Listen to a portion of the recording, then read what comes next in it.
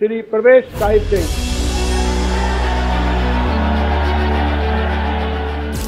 शांत चेहरा, आंखों में तेज, दक्ष रणनीतिकार, हिंदुत्व की आवाज और मन में जो ठान लिया वो कर गुजरने की जिद।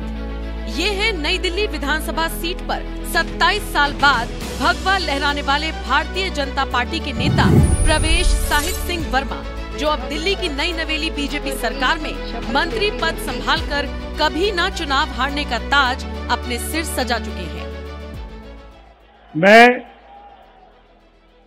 प्रवेश साहिब सिंह ईश्वर की शपथ लेता हूं कि मैं विधि द्वारा स्थापित भारत के संविधान के प्रति सच्ची श्रद्धा और निष्ठा रखूंगा।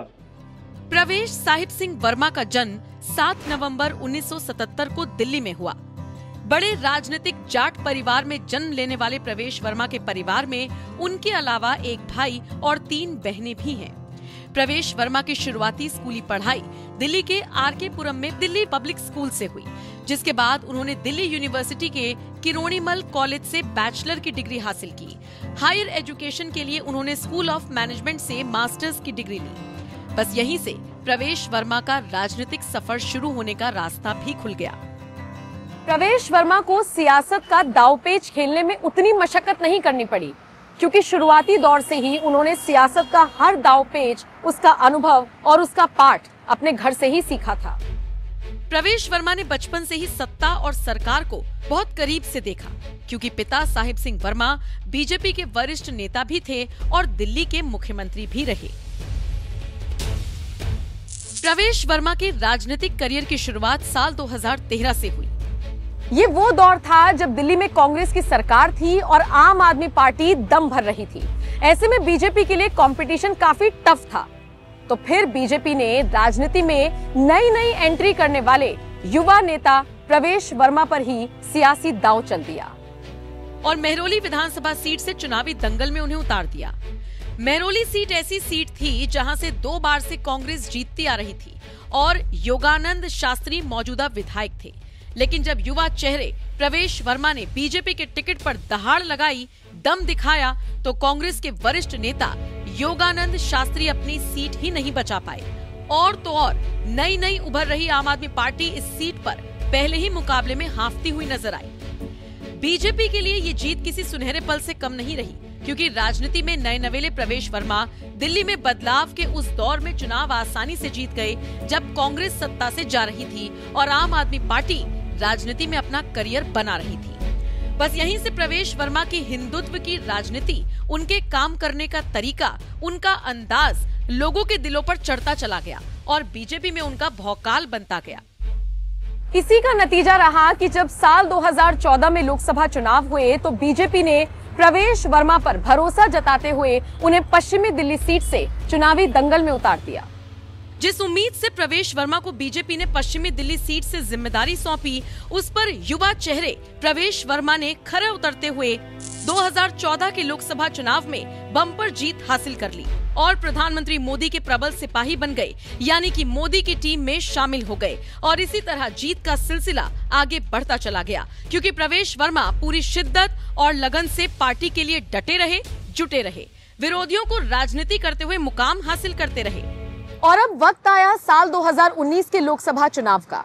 लगातार जीत हासिल करने वाले प्रवेश वर्मा के काम की लगन को देखकर और लोगों के बीच बढ़ती लोकप्रियता को देखते हुए बीजेपी ने एक बार फिर से प्रवेश वर्मा को टिकट थमा दिया।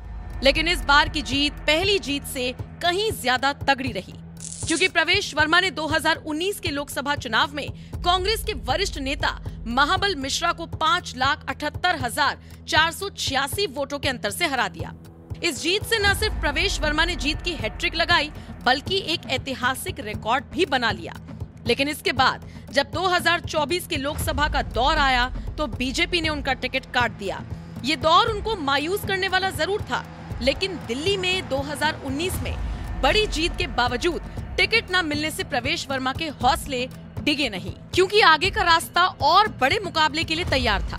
क्योंकि इस बार सीधे टक्कर देनी थी आम आदमी पार्टी के सबसे बड़े चेहरे, पूर्व मुख्यमंत्री और आम आदमी पार्टी के संयोजक को। 2025 के दिल्ली विधानसभा चुनाव में बीजेपी कैसे भी करके 27 साल का अपना राजनीतिक वनवास खत्म करना चाहती थी।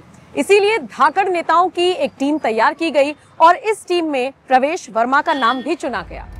क्योंकि प्रवेश वर्मा को 2024 का लोकसभा चुनाव न लड़ाकर इस बार दिल्ली के विधानसभा चुनाव के दंगल में उतारा गया।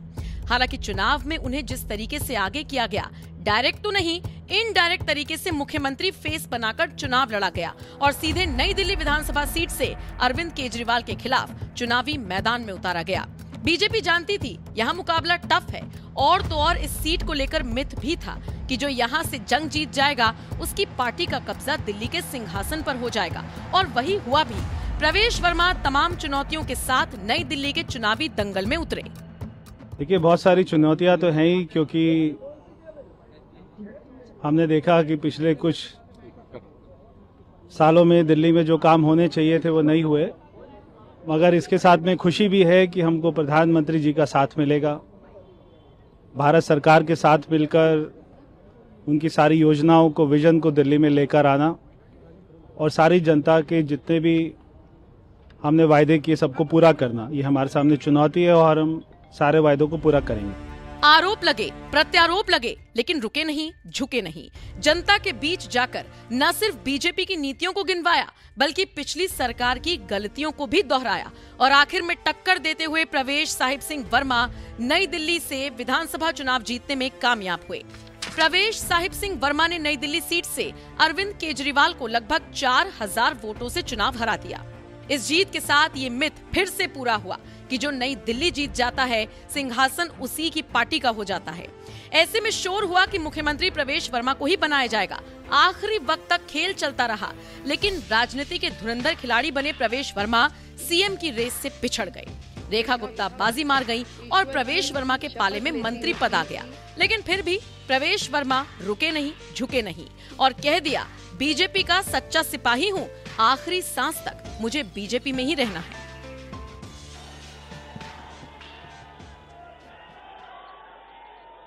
मैं